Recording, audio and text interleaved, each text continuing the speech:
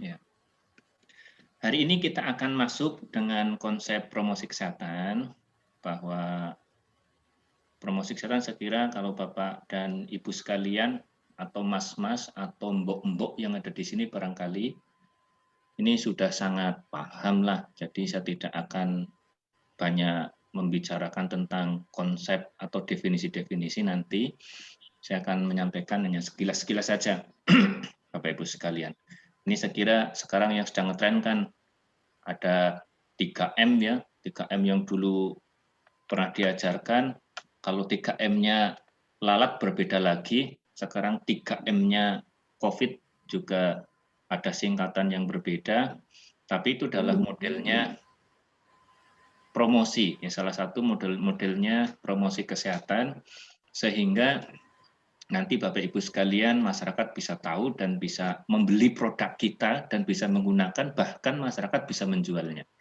Maksudnya munculnya mereka bisa menawarkan, jenengan sebagai penawaran program, kemudian mereka masyarakat, kenapa saya bilang membeli, karena mereka akan sadar sendiri dan mungkin nanti Bapak Ibu sekalian begitu melaksanakan program promosi itu nanti akan dapat imbalan, walaupun imbalan itu belum tentu mesti harus berbentuk nominal kayak gitu. Nah, ini Bapak Ibu sekalian saya kira sangat penting nanti yang perlu digarisbawahi, bahwa memang pada saat promosi kesehatan itu kita dari awal ada istilah pendidikan atau Penkes, ada pendidikan kesehatan, kemudian berkembang menjadi istilah promosi kesehatan. Oke, sebelum kita masuk ke situ, ini mohon maaf bagi yang bukan beragama Muslim, saya sampaikan ini, tapi hampir ini sebetulnya konsepnya sangat bagus untuk semuanya. Ini di dalam surat yang ke-103, Bapak Ibu sekalian. 103, ini ada ayat yang simpel, ada 3 ayat, dan ini bisa untuk pegangan dari orang promkes. Saya sampaikan, bisa untuk pegangan dari orang promkes, di mana saya bacakan, kalau saya kira yang beragama Islam sudah sangat masyhur ya. Ini ada tuntunan dari Allah Subhanahu wa taala, karena ini merupakan ayat wahyu. Ini sudah jelas kebenarannya dan bisa digunakan oleh siapapun. Apalagi kalau diyakini itu. Diyakini pasti ini akan membawa manfaat yang luar biasa. Ini saya buka dengan ayat ini karena ayat ini adalah sangat erat dengan Penkes dan sangat erat dengan promosi kesehatan. Jadi yang pertama itu walas. Jadi sesungguhnya semua orang itu, ini Allah bersumpah ya, Allah bersumpah di dalam ayat pertama itu demi waktu. Jadi kalau Allah itu mengawali dengan sumpah, berarti akan ada pesan di belakangnya yang sangat penting. Ini sumpah Allah itu, Tuhan itu dengan bisa menggunakan makhluknya. Salah satu adalah waktu, itu adalah makhluk Allah Subhanahu wa taala. Jadi yang kedua dinyatakan sumpah Allah. Yang kedua itu sungguh benar-benar itu manusia itu dalam keadaan yang merugi. Ini sumpahnya 2 kali ya, sudah sesungguhnya ditambah benar-benar. Innal insana lafi khusrin. Jadi Allah sudah bersumpah dengan waktu demi masa, orang yang tidak menggunakan waktu dengan baik itu akan berada dalam kondisi benar-benar kerugian. Sungguh benar-benar dalam kerugian. Nah, siapa yang berada dalam kondisi kerugian? Yaitu orang-orang yang tidak beriman atau orang yang tidak merugi. Di situ disebutkan ada pengecualian, illa, kecuali al-insana, ya, al-insana, ya. Innal insana, ya, innal insan, okay. Orang-orang yang beriman, amanu, orang-orang yang beriman, orang-orang yakin, apapun keyakinannya, maksudnya nanti kalau saudara itu yakin bahwa ini adalah merupakan kebenaran, pertama itu kebenaran dari ilmu, makanya ini adalah merupakan ayat yang nanti kita sampaikan bahwa pada saat kita akan melakukan sesuatu, itu harus berdasarkan dengan ilmu, karena ini keyakinan itu mengawali dengan amal soleh. Disebutkan orang yang tidak rugi itu adalah orang yang yakin, kemudian baru mengamalkan. Apa itu bisa yakin kalau kita memiliki keilmuan? Jadi orang, kalau kita menggunakan bahasanya ulama sebelumnya itu bahwa ilmu itu sebelum berbicara dan sebelum beramal.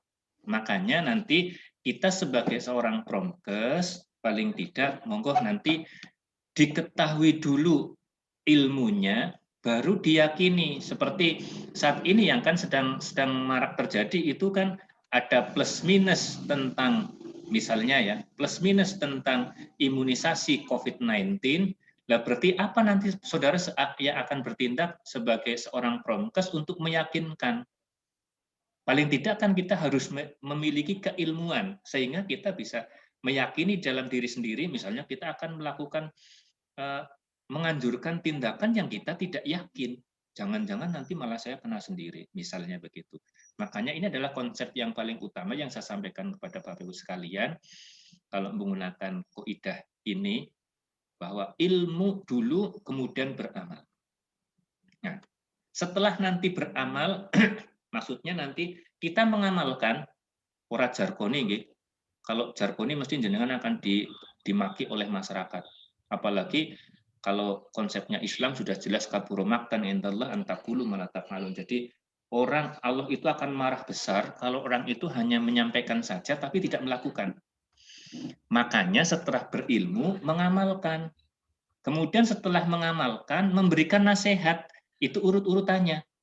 Kalau kita mau jadi orang promkes yang baik, kita belajar keilmuannya, kemudian setelah kita belajar keilmuannya, ilmu itu tidak untuk dihafal. Mohon maaf, ini saya tidak mengguri pada Bapak Ibu sekalian, cuman nanti sharing ya. Jadi ilmu itu tidak untuk dihafal, tetapi ilmu itu untuk diamalkan. Sehingga kalau nanti panjenengan itu sudah menyampaikan, ini loh PHBS, ini loh 3M. Kalau Bapak Ibu sekalian sebagai orang yang sudah memiliki ilmu 3M, tapi tidak mengamalkan, kemudian memberikan nasihat, coba nanti di lapangan seperti apa.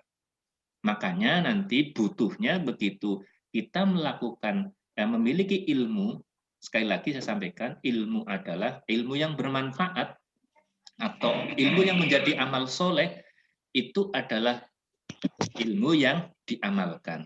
Kemudian kalau kita sudah mengamalkan, maka kita nasihati kepada orang lain. Jadi nanti tidak akan kayak bumerang. Begitu dilempar, kembali lagi mengenai kita semuanya yang memberikan nasihat. Taruh misalnya, maaf ini, misalnya di antara kita petugas kesehatan ada yang menyampaikan, Bapak panjenengan itu sudah batuk-batuk seperti ini, supaya nanti Bapak itu lebih enak dan terhindar dari batuk-batuk seperti ini, lebih baik Bapak jangan merokok. Nah, tapi di suatu saat yang dianjurkan oleh kita atau dianjurkan oleh petugas kesehatan itu, kok melihat orang yang menganjurkan sedang merokok. Pasti itu akan membawa dampak tersendiri. Saya kira itu contoh yang real di petugas kesehatan misalnya, atau yang saat inilah petugas 3M, menganjurkan 3M, 3M, 3M. Lawang petugas kesehatan aja misalnya kita sudah tahu bahwa senyaman-nyaman apapun yang namanya menggunakan alat pelindung diri pasti tidak nyaman. Maksudnya begitu tidak nyaman, nanti pasti tidak akan taat terhadap penggunaan alat pelindung diri ini. Nah, maka dari itu nanti prinsip yang berikutnya setelah kita berilmu mengamalkan, nasihati pada masyarakat yang tidak sesuai dengan keilmuan yang benar. Seperti misalnya jenengan sudah punya konsep PHBS, konsep 3M, ya sudah mengamalkan, kemudian ada orang yang perlu dinasehati, nasihati. Nah, ini Bapak Ibu sekalian. Tapi orang menasehati itu atau memberikan sesuatu atau melakukan promosi kesehatan nanti di masyarakat itu tidak mulus. Tidak mulus. Kenapa tidak mulus? Pasti ada rintangannya. Nah, karena ada rintangannya itu, maka kita harus menasehati supaya menetapi kesabaran. Kalau Bapak Ibu sekalian nanti ada halangan, ada cercaan di masyarakat, ya konsep kita paling tidak kita bersabar dengan kondisi cercaan dari masyarakat atau kondisi pemahaman di masyarakat. Bapak Ibu sekalian, misalnya Bapak Ibu nanti di komunitas, kalau di rumah sakit saja itu dari 10 pasien atau 2 pasien itu sudah 2 macam. Apalagi 10 pasien, pasti 10 macam. Makanya antara satu dengan yang lain mungkin nanti akan berbeda, ada yang menurut sekali, dan sebagainya. Nah, itu makanya itu mesti akan membawa dampak tersendiri. Baik itu nanti untuk yang dinasehati maupun yang menasehati. Makanya itu konsep berikutnya adalah tanamkan kesabaran. Ini Bapak Ibu sekalian, saya sampaikan, ini penting, walaupun nanti Bapak Ibu ada yang non-muslim, konsepnya bahwa orang itu benar-benar kalau tidak menggunakan waktu dengan baik, itu akan dalam kondisi kerugian. Makanya kondisi waktu-waktu untuk mempertahankan kesehatan itu harus dijaga dengan sebaik-baiknya. Namun pada saat kita akan melakukan intervensi, atau pada saat kita akan memberikan sesuatu, atau pada saat kita akan melakukan tindakan kesehatan, itu paling tidak kita harus memiliki ilmu. Nah, ilmu setelah kita miliki, maka kita amalkan. Kita sebagai perawat itu pasti ada istilah role model. Nah, itulah bahwa setelah kita memiliki ilmu, itu kita harus orang yang mengerjakan terlebih dahulu, kemudian memberikan nasihat. Nah, makanya kalau orang yang memberikan nasihat kok tidak sesuai tindakannya dengan isi nasihatnya untuk perlakuannya atau perilakunya, mesti akan jadi bumerang tersendiri. Kemudian kalau sudah memberikan nasihat, pasti di dalam lahan mesti ada halangan dan rintangan. Nah, halangan dan rintangan itu maka kita harus bersabar. Nah, baik itu bersabar, kita anjurkan bersabar untuk yang kita hadapi di masyarakat maupun bersabar kita sendiri pada saat menghadapi kondisi masyarakat atau kondisi pasien. Ini Bapak Ibu sekalian, saya kira ini konsep yang general yang nanti bisa diterapkan oleh Bapak Ibu sekalian. Setelah itu konsep-konsep berikutnya saya kira ini sudah sangat paham Bapak Ibu sekalian. Ya, sudah sangat paham sehingga kalau nanti konsep keyakinan kita yang kita lakukan, semua kegiatan kita sudah kita sandarkan kepada keilmuan keimanan, insya Allah semua itu akan ringan untuk melakukannya. Sehingga Bapak sekalian, entah itu keyakinannya, kalau sudah dilandasi dengan keyakinan keimanan, insya Allah pada saat Bapak Ibu sekalian melakukan tindakan pasti itu akan ringan. Nah, sekarang kita akan maksud pada yang promkes, saya kira ini kemarin sudah disampaikan barangkali. Jadi apa maknanya secara umum, ini dari Mas Sukijo, itu upaya untuk memasarkan, upaya untuk menjual, memperkenalkan pesan-pesan atau program-program atau tindakan-tindakan yang nanti akan membawa dampak kesehatan di masyarakat. Dan masyarakat itu minimal mau menerima atau malah lebih tinggi itu mau membeli karena menerima dengan memberikan imbalan, dan paling tidak nanti pesan-pesan yang diterima itu ya masyarakat sudah mengenal kebenarannya, akhirnya mau berperilaku hidup yang sehat. Baik itu secara pribadi, keluarga maupun di masyarakat ini, karena ini konsepnya adalah luas. Saya kira ini Bapak Ibu sekalian sangat paham hal ini. Dan ini masih sama ya, ini karena definisi-definisi saya kira nanti bisa Bapak Ibu sekalian dibaca, saya tidak akan menguyaih jenengan. Ini saya hanya mengingatkan ya, mengingatkan karena ilmu itu akan lebih matang kalau bahasa agama itu di murojaah, atau kalau bahasa jenengan selalu itu diingat, dibaca, dibaca. Kemudian untuk mengingatnya atau mengikatnya itu dengan catatan, kemudian untuk membiasakan itu dengan amalan. Itu adalah ilmu, sehingga tidak akan lupa kalau sudah dibiasakan dengan amalan. Oke, Bapak Ibu sekalian, ini kenapa ada Promkes? Ini dari awalnya pengalaman yang sudah, pendidikan kesehatan yang dulu pernah diawali untuk melakukan tindakan preventif, ya, tindakan preventif itu dulu menggunakan istilah pendidikan kesehatan, itu hanya mampu meningkatkan pengetahuan, tapi prakteknya belum komprehensif. Ya, praktek belum komprehensif, termasuk fasilitas-fasilitas kesehatan yang lain belum terjangkau, termasuk misalnya ada perubahan lingkungan.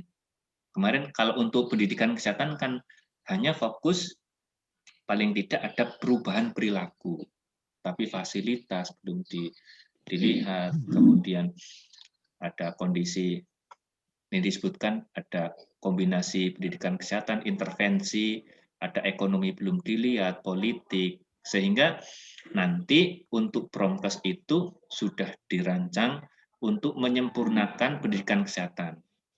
Namun demikian, saudara sekalian, itu tetap pendidikan kesehatan itu nanti bisa dilakukan karena pendidikan kesehatan itu sekarang menjadi bagian dari promosi kesehatan. Ini Bapak Ibu sekalian. Sehingga berikutnya, ini masih definisi-definisi lah.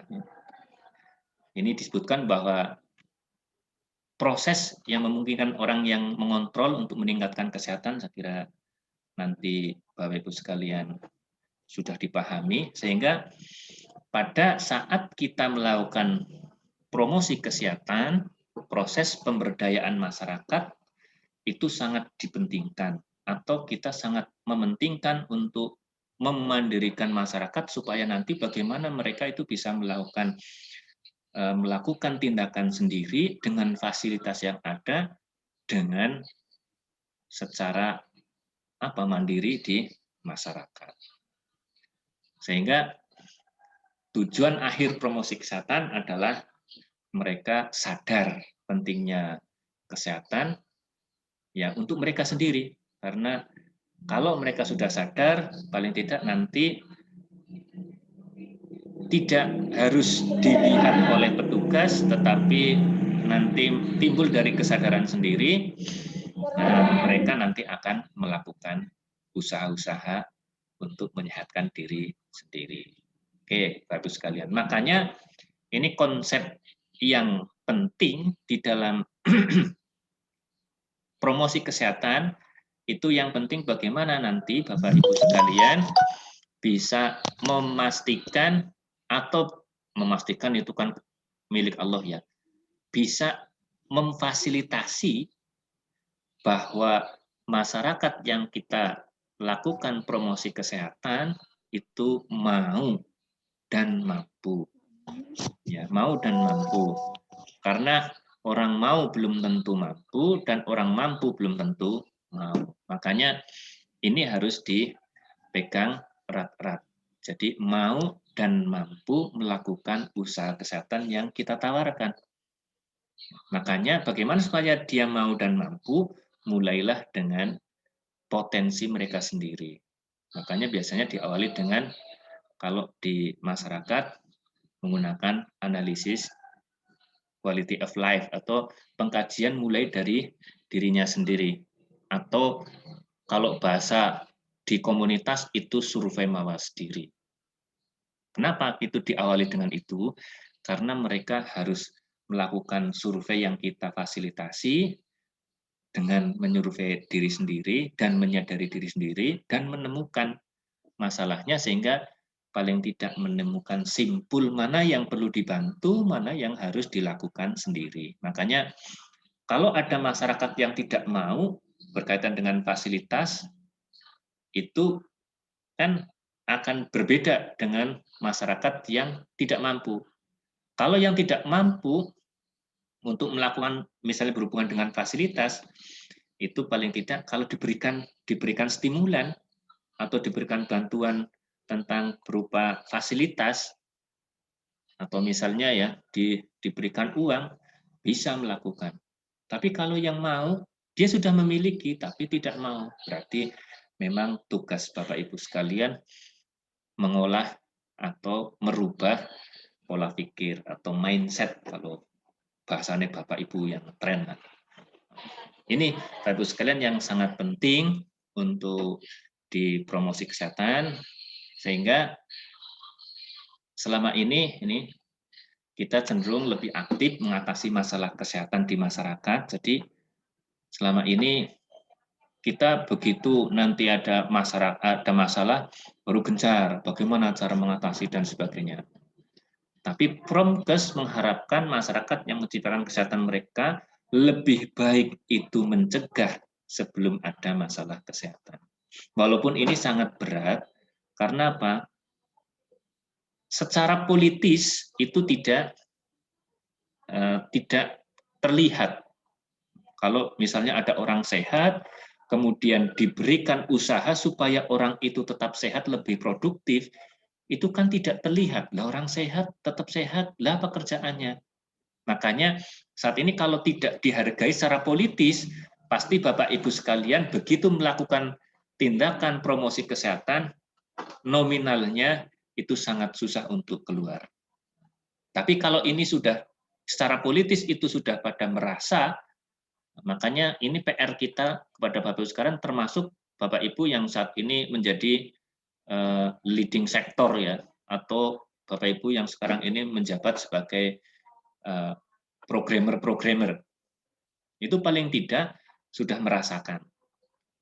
Sekali lagi sudah merasakan bahwa bagaimana kalau kita ternyata mempertahankan orang sehat menjadi tetap sehat, itu penghargaannya sangat kecil saat ini.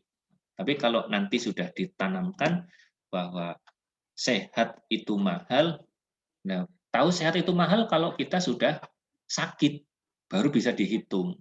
Nyatanya Bapak Ibu sekalian sekarang ternyata sehat itu mahal, begitu kena corona, pakai ventilator misalnya berapa sehari di ruang ICU, ICU misalnya. Itu berapa perharinya, itu baru ternyata terasa mahal. Baru kalau kesehatan bisa dirasakan baru kalau sudah ada masalah. Nah, makanya bagaimana kita masing-masing untuk merubah paradigma ini supaya Bapak Ibu yang memegang program, kemudian Bapak Ibu yang secara politis itu menjadi jembatan dari program-program yang nanti bisa terlaksana supaya nanti ini perubahan paradigma bisa dirubah, wah, ternyata mempertahankan masyarakat sehat tetap menjadi sehat itu adalah merupakan hal yang besar. Yang ya itu makanya kalau pesan dari Rasul itu benar mengatakan bahwa dua nikmat yang sering dilupakan oleh manusia itu adalah sehat dan sempat. Dikala sehat, orang tetap sehat, tidak merasa. Karena tidak merasa, sehingga kalau orang yang melakukan usaha orang sehat menjadi tetap sehat, makanya penghargaannya itu juga tidak terlihat, sehingga tidak dinilai. Nah, monggo nanti kalau ini merupakan tugas dari Bapak Ibu sekalian di komunitas, kalau saat ini kebijakan secara politis masih memihak hal yang seperti ini, ya mari kita mulai dari saat ini kita benahi, apalagi nanti Bapak Ibu sekalian adalah sekali lagi semua ada leading sektor ya, atau nanti pemegang-pemegang program atau Bapak Ibu pelaku-pelaku yang bisa menjadi jembatan menyadarkan masyarakat, kalau masyarakat sadar, kemudian menyadarkan pelaku politis atau pelaku pemerintahan, sehingga semua kalau sudah sadar akan berusaha untuk bagaimana orang mempertahankan kesehatan, tidak mengatasi masalah. Ini Bapak Ibu sekalian. Sehingga ini sekira ini juga sudah dipahami oleh Bapak Ibu sekalian tentang tujuan Promkes itu adalah tersosialisasinya program-program kesejahteraan dan terwujudnya masyarakat Indonesia yang baru, yang berbudaya, hidup bersih dan sehat, serta berperan aktif dalam gerakan kesehatan. Jadi ingat, nanti prinsip-prinsipnya di promosi kesehatan ini ada prinsip melingkupi yang promotif, preventif, kuratif, dan rehabilitatif. Ini menitik beratkan tentang upaya promotif dan preventif. Jadi meningkatkan kesehatan, kemudian mempertahankan kesehatan. Kalau promotif kan meningkatkan ya, promotif meningkatkan kesehatan, orang yang sehat menjadi lebih walafiat atau menjadi produktif, atau preventif, orang yang sehat tidak terkena masalah kesehatan.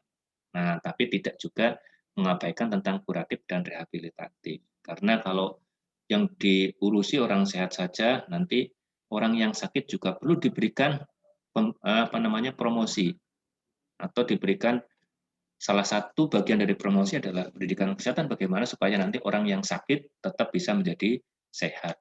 Dan orang yang sudah sakit lebih lanjut, ini bisa kembali lagi untuk direhabilitasi menjadi lebih sehat. Ini Bapak Ibu sekalian, jadi prinsip Promkes yang pertama saya sampaikan ya, pemberdayaan masyarakat, kemudian perubahan dan perbaikan perilaku masyarakat di bidang kesehatan, kemudian tadi yang pokok disampaikan, ini upaya melingkupi 4 program, sangat Bapak Ibu sangat paham ini. Kemudian selain edukatif juga melakukan upaya ini advokasi dan bina suasana. Karena pada saat kita melakukan program promosi kesehatan di masyarakat, tidak jarang orang yang menolak dan tidak jarang tantangan-tantangan. Makanya tadi saya sampaikan itu harus tawasobil hak dan tawasobil sob. Jadi selalu saling mengingatkan dalam kondisi yang benar dan mengingatkan dengan kesabaran. Makanya ini butuh sekali dengan kemampuan advokasi Bapak Ibu sekalian, termasuk melakukan bina suasana di lingkungan tempat promosi kesehatan. Nah, ini Bapak Ibu sekalian. Kemudian berpatokan pada PHBS dengan 5 tatanan, nanti di rumah, tempat kerja, tempat-tempat umum, pelayanan kesehatan, dan sekolah. Ini untuk yang promosi kesehatan di komunitas. Kemudian peran kemitraan. Peran kemitraan. Pemerintah itu kalau ada program-program, taruhlah misalnya program sekarang pemberantasan COVID. Karena ini sudah menjadi pandemik, isu sudah bukan hanya isu kesehatan saja, tapi juga ada isu sosial dan ekonomi, bahkan isu budaya, isu sosial, ekonomi, budaya, dan agama, itu sudah masuk di dalam persoalan kesehatan pandemi, maka jelas tidak mungkin pemerintah akan bisa melakukan sendiri, atau kita sebagai seorang promoter pada saat melakukan promosi kesehatan tidak bakal kita bisa melakukan sendiri, tetapi kita harus bermitra dengan misalnya ada kelompok-kelompok nanti berkaitan dengan keyakinan. Ya coba nanti Bapak Ibu sekalian sekarang yang dirasakan. Ternyata penerimaan tentang masalah COVID saja, tentang keyakinan kebenaran apakah COVID ada atau tidak, apa COVID itu rekayasa atau memang alamiah, atau dibuat oleh manusia kayak gitu, itu kan sudah menjadi polemik sampai polemik budaya dan polemik agama. Nah, kalau di polemik agama yang sampailah sudah mati urip kan itu kan sudah kersane Gusti Allah. Ya, kalau kita mau pakai masker atau tidak pakai masker, orang pakai masker bisa mati. Orang yang pakai masker bisa mati. Nah, kalau sudah masuk seperti itu, karena orang itu banyak sekali, makanya ingat Bapak Ibu sekalian, ini tidak mungkin kita hanya dari sekali lagi monggo saya ingatkan Bapak Ibu sekalian, bagi yang masih unmute dan masih nyambi pekerjaan di unmute dulu monggo. Makan tetap urusan Cilacap, Bro. Wes sing Cilacap sing lagi rembugan apa ya? Oh, ada saya rencana.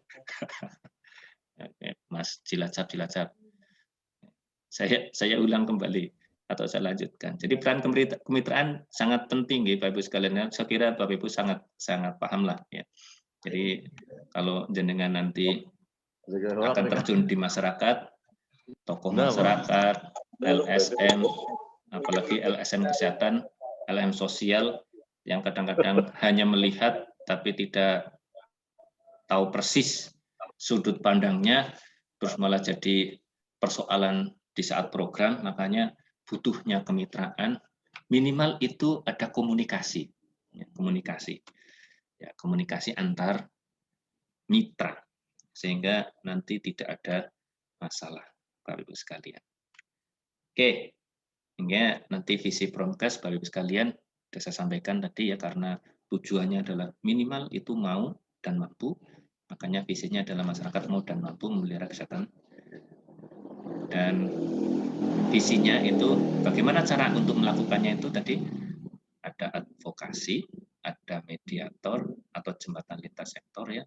Mediator itu tadi ada kita menggunakan yang tadi di atas ini peran kemitraan untuk mediator, peran kemitraan bagaimana kita bisa menjembatani di lintas sektoral karena kita sebagai tugas kesehatan kalau hanya lintas program saya kira sangat terbatas, apalagi kalau sudah masalahnya pandemik apapun, termasuk saat ini pandemik COVID-19.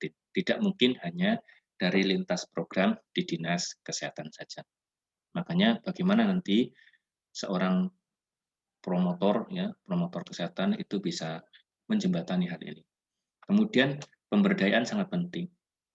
Ya, pemberdayaan sangat penting untuk menimbulkan bahwa karena ini tadi saya sampaikan, kondisi promosi kesehatan menitik beratkan pada promotif dan preventif. Promotif dan preventif paling efektif itu kan mereka sendiri masyarakat yang melakukan. Kita hanya sebagai fasilitator atau menjadi advokator atau menjadi mediator.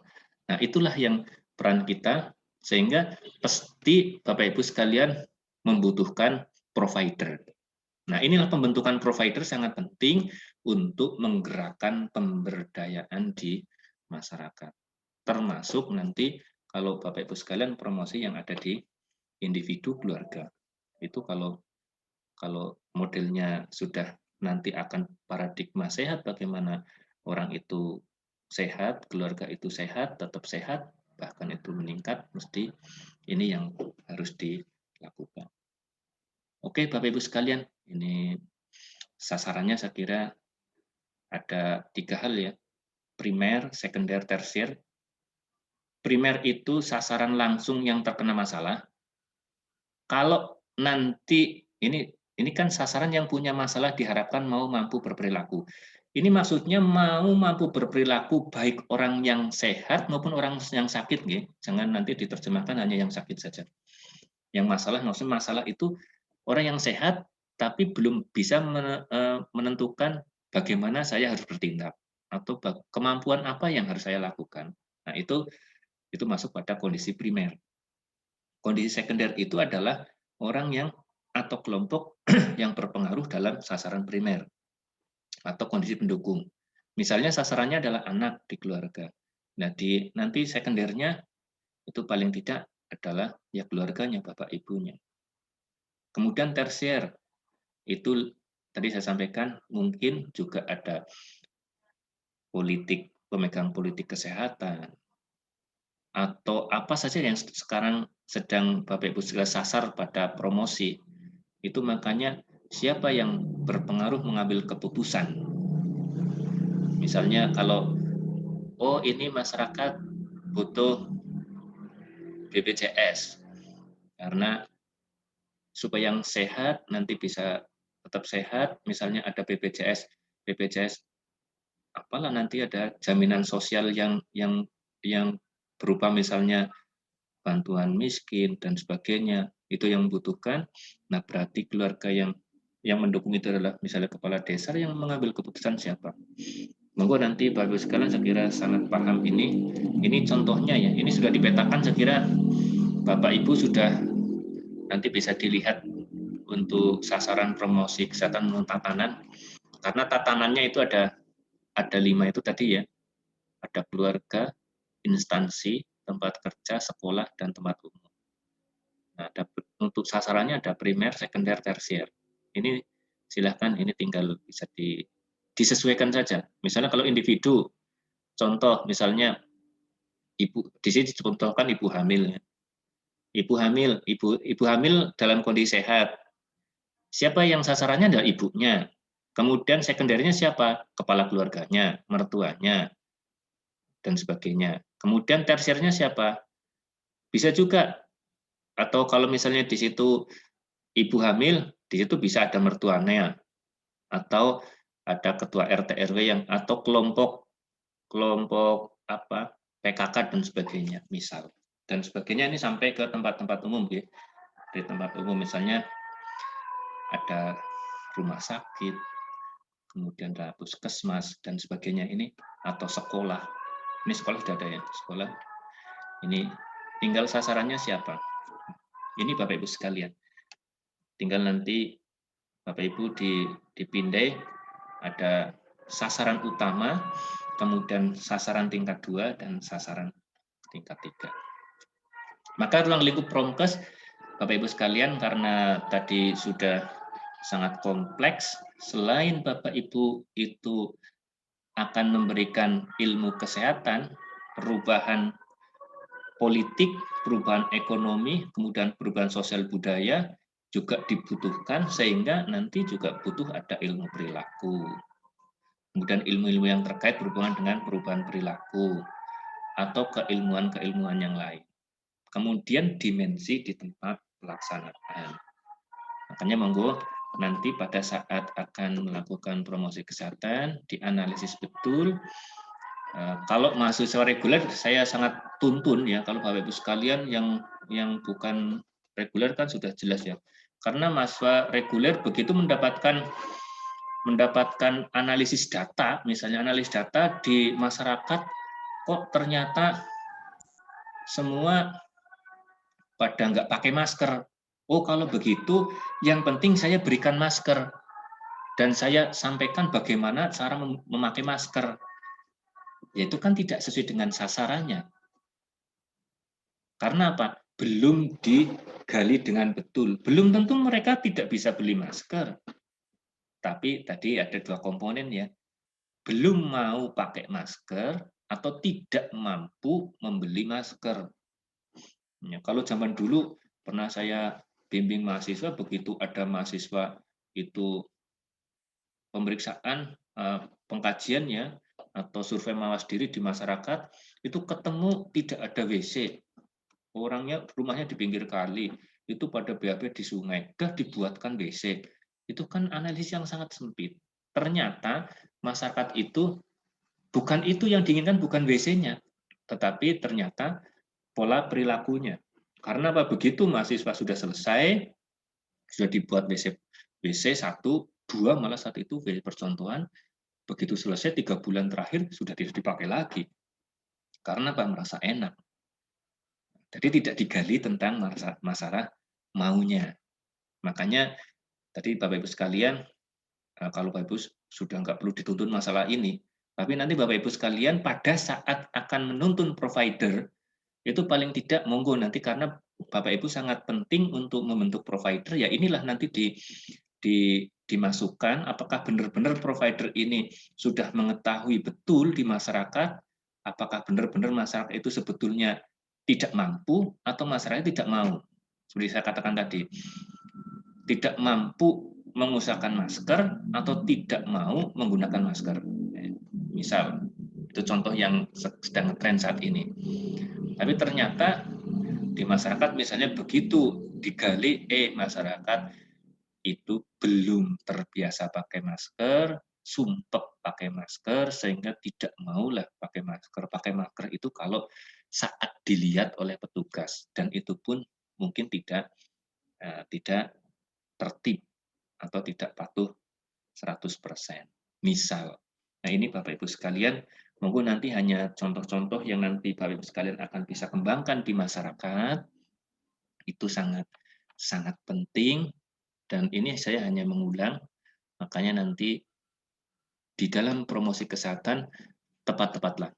Nah, karena strategi ini tadi sudah divisinya 3, strateginya 3, ini untuk advokasi, ya advokasi bagaimana nanti, karena di masyarakat itu tidak jarang yang terjadi masalah pada saat dilakukan promosi kesehatan.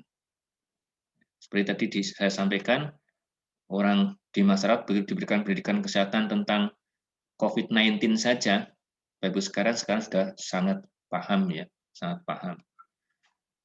Misalnya ya, Bapak Ibu sudah menyampaikan, Bapak Ibu di rumah sakit, Bapak Ibu kalau ada jenazah yang sudah dilakukan perawatan di rumah sakit, itu jenazahnya sudah tidak berbahaya.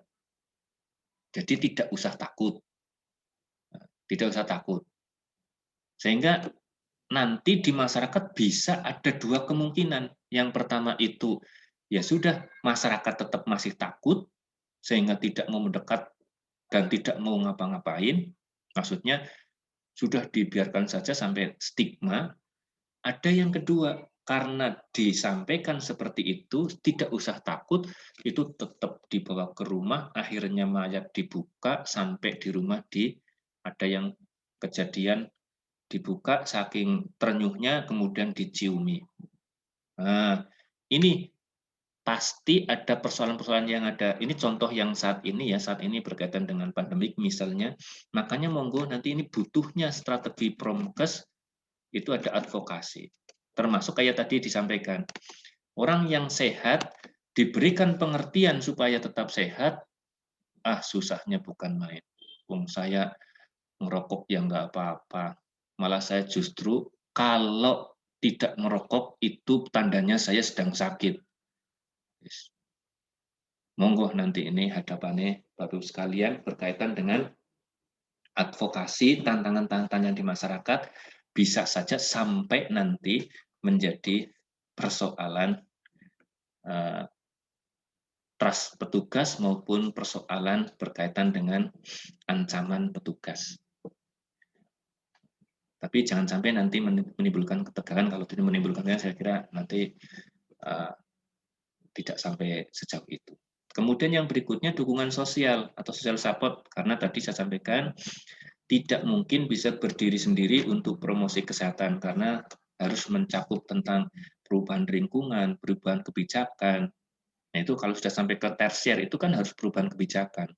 Kemudian daya dukung, itu mesti harus social support-nya itu harus dibentuk betul, atau dukungan-dukungan atau link tadi saya sampaikan itu harus terjaring.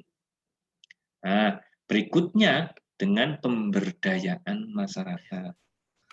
Nah, ini sudah diulang-ulang, empowerment untuk bagaimana menimbulkan ini timbul dari diri masyarakat sehingga masyarakat itu mau melakukan, akhirnya ini tujuannya akan tercapai. Oke, Bapak Ibu sekalian, lingkup promosi kesehatan didasarkan pada dimensi, saya kira tadi sudah dilihat di tabel ya, hanya ini dibagi 2, ada dimensi pelayanan kesehatan dan dimensi tempat. Kalau dimensi pelayanan kesehatan itu ada preventif, promotif bagi kelompok yang sehat, kuratif dan rehabilitatif dari kelompok yang sakit. Saya kira ini sudah tahu lah Bapak sekalian.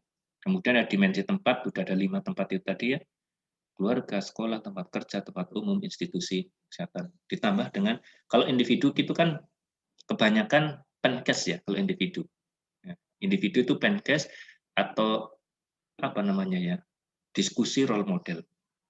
Tapi kalau promkes itu sasarannya biasanya minimal di keluarga, ya, atau sekelompok ya, sekelompok di misalnya remaja satu kelompok dan sebagainya. Oke, saudara sekalian, kemudian metode media saya kira nanti Bapak Ibu sekalian bisa menyesuaikan. Jadi kalau sasarannya kecil, mestinya metodenya juga harus disesuaikan dengan sasaran yang kecil. Kemudian kalau sasarannya besar juga metodenya juga harus berbeda dengan sasaran yang lebih besar. bahkan medianya juga demikian. Ya kan tidak mungkin lah nanti jenengan sasarannya 1.000 orang di tempat umum misalnya, jenengan medianya pakai lembar balik, kan nggak mungkin. Atau jenengan nanti kok menggunakan misalnya ya Penkes role model Penkes menggunakan praktek jenengan mempraktekkan sendiri dengan kondisi yang sangat besar, kan tidak mungkin. Atau bermain peran misalnya ya tadi saya sampaikan. Kecuali kalau bermain perannya nanti sudah disetting. Dan besar itu menggunakan bermain perannya menggunakan misalnya film pendek atau menggunakan apalagi lah TikTok apa kalau model zaman sekarang. Oke, sehingga ini sudah saya sampaikan tadi ya. Metode promosi, kalau yang individual ini sifatnya kan hanya bimbingan, penyuluhan, wawancara kan. Oke. Kemudian metode promosi untuk kelompok besar, monggo nanti bisa ceramah seminar, kelompok kecil diskusi, brainstorming, atau bisa snowball, role model, ada simulasi. Monggo nanti ini bisa dilihat pada saat Bapak Ibu sekalian di teknik komunikasi, barangkali nanti ada public speaking, kemudian teknik komunikasi individu, dan Bapak Ibu sekalian kalau terutama untuk promosi kesehatan yang masih menggunakan diskusi, ceramah, kemudian penyuluhan, wawancara, itu kalau Bapak Ibu sekalian menggunakan teknik komunikasi, tahap-tahapnya dilakukan, saya kira itu juga sangat bagus. Ya, mulai dari teknik komunikasi yang tahap-tahapnya itu ada prainteraksi, interaksi, kemudian setelah selesai kita lakukan terminasi, tetap itu bagus. Kemudian metode promosi kesehatan massal. Ini massal, ya public speaking, ada media massa, saya kira ini sekarang yang sedang ngetren, apalagi sekarang sedang ada pandemi COVID yang tidak memungkinkan kita bertemu dengan orang banyak, maka kita gunakan public speaking tapi menggunakan media. Ya, contohnya seperti ini saya menyampaikan ke panjenengan, termasuk juga nanti ada menggunakan media massa, misalnya apa sih tujuannya? Apakah Bapak Ibu sekalian akan bertahap mulai memberikan pengetahuan, kemudian pembiasaan, itu tergantung nanti medianya. Kalau hanya memberikan pengetahuan, boleh nanti bisa misalnya ada streaming pendek, menggunakan streaming tulisan pendek yang diberikan di media massa, misalnya 3M, menutup mulut, mencuci tangan, menjaga jarak, itu dimasukkan dengan tulisan streaming, kemudian diupload. Itu kan baru tataran mereka menyadarkan pengetahuan. Tetapi kalau pembiasaan kan tidak bisa. Nah, pembiasaan tidak bisa, makanya nanti boleh misalnya menggunakan TikTok. Makanya TikTok itu ada bagaimana cara cuci tangannya, kemudian bagaimana Bapak Ibu nanti akan mengajarkan social distancing-nya, dan sebagainya. Ini kira-kira yang bisa nanti jenengan praktekkan, apalagi kalau di kondisi yang seperti ini. Nah, makanya berdasarkan sasaran tadi yang sudah ada individu, kelompok, massal, untuk metodenya, tadi nanti itu disesuaikan, ya. Nanti sesuaikan. Tadi sudah ada individu, metode-metodenya nanti yang ada ini ada ceramah, ada diskusi. Kalau ini nanti di kelompok, maaf, ini pendidikan kesehatan, kalau yang di individu misalnya, bermain peran. Kelompok masih, kalau kelompoknya kecil masih bisa dengan bermain peran. Tapi kalau massal, ceramah umum, nah ini tadi media massa, elektronik, cetak, kemudian spanduk umpul-umpul, atau sekarang ada Instagram, Facebook, kemudian ada email, kemudian ada Telegram, dan sebagainya. Itu kan banyak sekarang.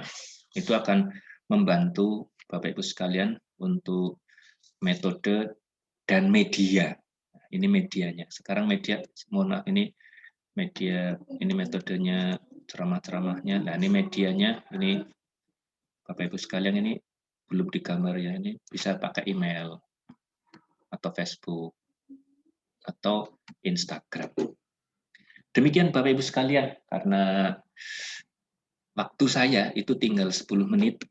Monggo Bapak Ibu sekalian barangkali ada yang mau klarifikasi atau mau menambahi atau mengkoreksi apa yang saya sampaikan dari tadi, sehingga monggo saya beri kesempatan untuk panjenengan